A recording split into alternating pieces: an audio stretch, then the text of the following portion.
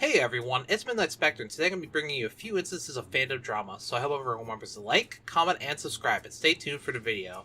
So to kick off the video, I figured I'd start with one of my own stories. So as everyone knows, I love plushies. They're kind of my life, honestly, and for a lot of other people, they are as well. Unfortunately, the saying is, the more innocent something is, the more likely it's going to become corrupted, and that's kind of what happens in the plushie fandom. As well as there are some plush that are super rare and worth lots of money, which leads to a lot of scams being ran. I'll be honest, I've fallen a victim to a couple of these scams. For example, one user on Mercari named Plush Wonderland had scammed me for $200. I contacted him on Mercari, and I had at one time been on good terms with him and bought a few of their plush they had listed online. However, I happened to speak with him and ended up talking to him on Instagram, where they'd asked me to buy a $200 plush from another Mercari user that had blocked them and ship it to them. Which I did because they had promised me some plush in return. However, they wanted more plush, and I'm kind of a trusting person to a fault, and I had taken a picture of all my plush and they zeroed in on my Jag Giant Wolf, which anyone knows they're worth big money now because they stopped producing their Jag Giant line of plush. Eventually, after many days, and I mean many days, of back and forth, I realized I was never going to get compensated for that plush fox in return. So this is where me being a little shit came in. I knew there was no guarantee if I sent them my wolf that they might just block me, or say they want something else afterwards, so I said, alright, I'm going to send the wolf, but don't send me anything until you get the wolf. Of course, I was never going to send the wolf, and I filled a small box with random plush and sent it their way. I waited with bated breath until they got the box, and the meltdown was pretty legendary. It was pretty hilarious because, of course, they blocked me afterwards, but their reaction was priceless. Of course, I'd much rather have my $200 back, but another thing that happens in the plush fandom, circling back to things being corrupted, is that there are people who use plush in their fetish activities and upload it to YouTube for people to watch, such as destruction and stepping on plush, which I understand that people can and will form a fetish around pretty much anything, but I do have a problem with uploading it to YouTube, which is a site where children are constantly on. Now, I don't really agree with children being able to roam freely online, but it's one of those things that really can't be stopped. But what we can't control is where fetish content is posted. Take all that fetish shit and put it on a different site or share it on a message board somewhere. Don't leave it on the service web for anyone to stumble upon it.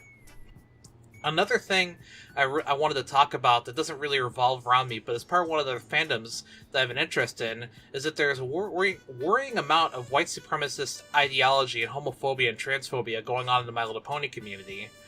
I don't know how a show about talking horses and friendship can spawn such hateful groups of people. A lot of people, including myself, found their true selves through My Little Pony. Hell, I was battling with my sexuality for the longest time until I saw some artwork by Skipsy and Brayburned. If you know, you know. I had actually found it was quite welcoming and accepting people in the fandom. So it doesn't make sense to me that there's so much hate in this fandom.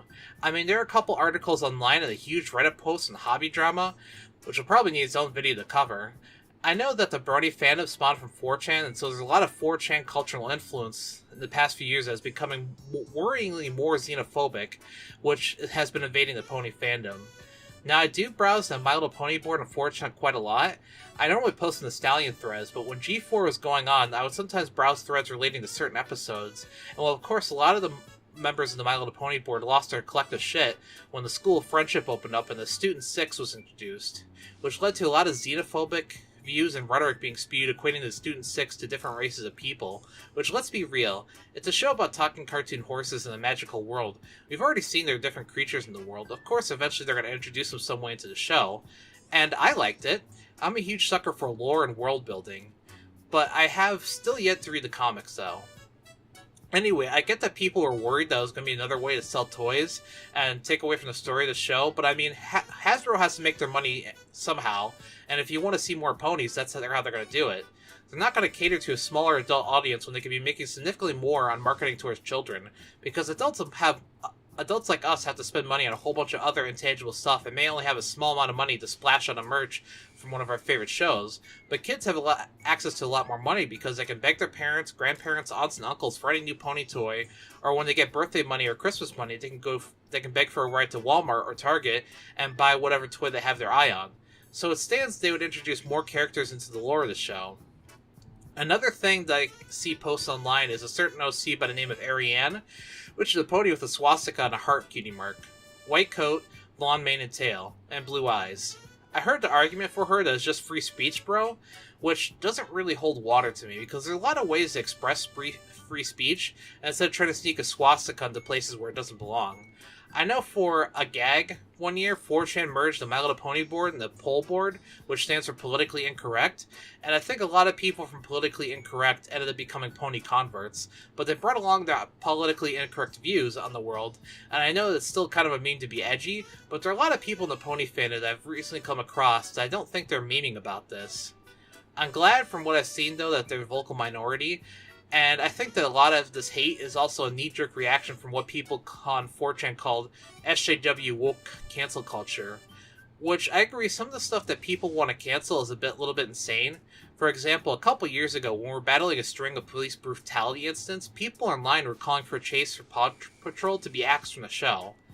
Now, I know very little about Paw Patrol and their fandom, but I thought it was a little bit of an overreaction to make a video essay saying that Paw Patrol is indoctrinating young children to become police officers. I mean, not really. I know there's a construction worker puppy, a firefighter puppy, a garbage collector puppy, and I'm sure there are other public service job puppies as well. But it's kind of the first jobs you learn about when you're experiencing the world for the first time. Like, when I was little, I wanted to be a garbage collector or a construction worker because that's what I saw and their jobs looked cool. I didn't know about marine biology or any other forms of scientific research jobs until much later in life. So of course, for a show for really young kids, they're going to have the most visible jobs in the world. I think people fail to realize that we don't need to lean to one extreme or the other. I mean, maybe it's the autism in me talking, but I could take a step back and realize the whole extreme right or extreme left ways of thinking are kind of dumb. But I do realize the world is changing. We're learning more about the world, and I think that's good. I mean, when I was a young kid, you never heard about anyone being gay, and hell, I grew up in a very conservative, Bible-thumping household, so I was taught a bunch of homophobic and transphobic beliefs, and well, I spewed that bullshit around adults, and everyone would pat me on the back and encourage me, because it was the Christian way. Now I've been exposed to the world and allowed to think to myself, I realize that way of thinking is wholly and incredibly wrong. And I think as a part of sex ed class in high school, kids should be taught about how gender can be a spectrum, and that having feelings for the same sex is something that happens. Hell, we see it in nature, and if kids have more problems, there should be appropriate resources, or more questions rather, there should be appropriate resources for them to learn about it more. The only way we're going to defeat hatred and hateful rhetoric is through education, not just to children, but to adults too.